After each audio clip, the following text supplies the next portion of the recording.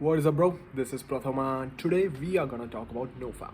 And I've been thinking about this topic because I've been on and off of NoFap for about 6 months now, and the details I've noticed, the things that I've noticed are like I'm not a pro at this, but I can give you some tips. So first of all, why you should be on NoFap is because of something called semen retention, and I've came to know like women have special ability to sense that you are on semen retention. Like they do not actually know that you are on semen retention, but they know that you are not the kind of guy who will masturbate. And that goes on to say how important it is if you want to build your respect in front of women. Like in front of high quality women, like there is a difference between like who are going to parties, who are doing drugs. They are generally low quality women, and the women who are focusing on their studies, and generally they are focusing on their studies and they are focused on their career, or they are focused on being a good bigger supportive to their boyfriends. They are generally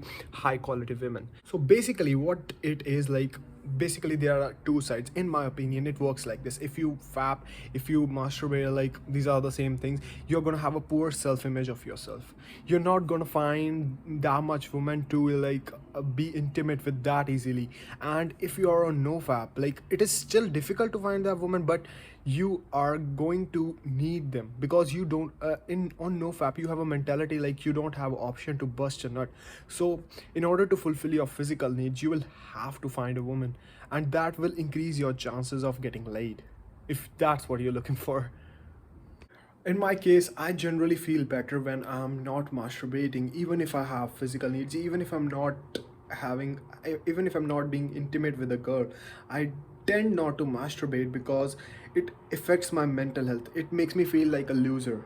And that is just, in my opinion, it is just a beta male thing. And it's not to say like I don't ever masturbate. Like I'm also a human. I also tend to make mistakes sometimes, and I try to stay off it as much as I can.